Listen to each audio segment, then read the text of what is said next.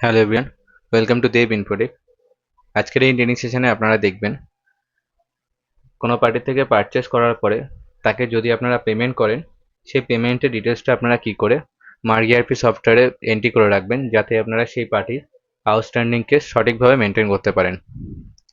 এর জন্য সবার প্রথমে আপনাদেরকে যেতে হবে অ্যাকাউন্টস অপশান, সেখান থেকে ভাউচার এন্ট্রি, এবং তারপরে সেকেন্ড অপশান পেমেন্ট, এবং সেখান থেকে ফার্স্ট অপশান পেমেন্টের উপরে ক্লিক করুন।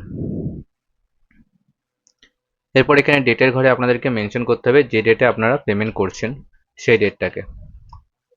এরপর এখানে এন্টার করুন এবং কিবোর্ডে সেই পার্টির নামকে সার্চ করে নিন যে পার্টিকে আপনারা পেমেন্টটা করছেন।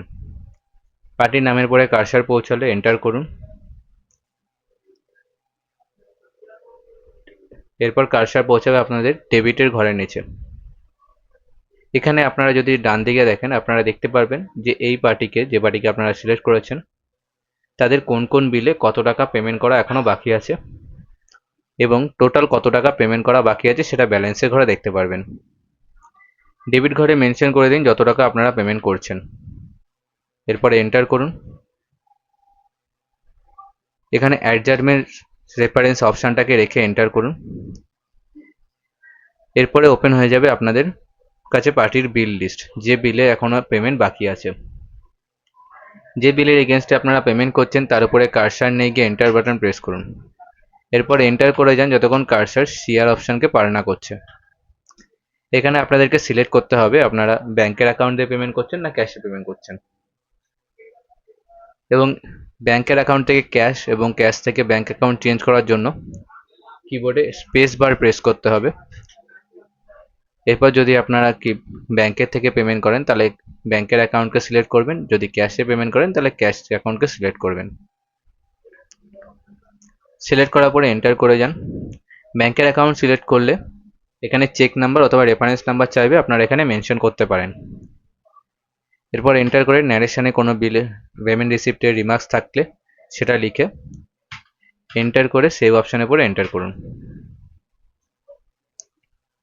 এরপর আপনাদের পেমেন্ট এন্ট্রি সাকসেসফুলি কমপ্লিট হয়ে যাবে। এরপর স্কিপ করে যদি আপনারা বুকস অপশান থেকে অল লেজার অপশানে যান এবং পার্টিকে সার্চ করেন, তারপরে এন্টার করে লেজার অপশানের মধ্যে যদি যান, দেখবেন সেই পার্টির এগেনস্টে পেমেন্ট কমপ্লিট হয়ে যাবে এবং পার্টির যে ক্রেডিট ব্যালেন্স সেটাও কমে যাবে।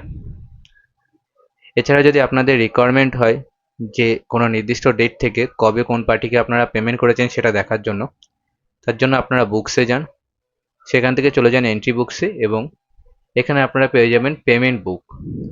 পেমেন্ট বুকের উপরে ক্লিক করুন।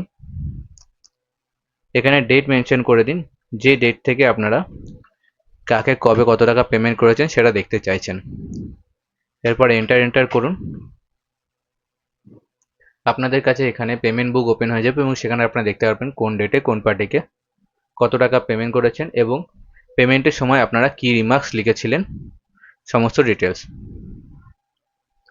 Thank you.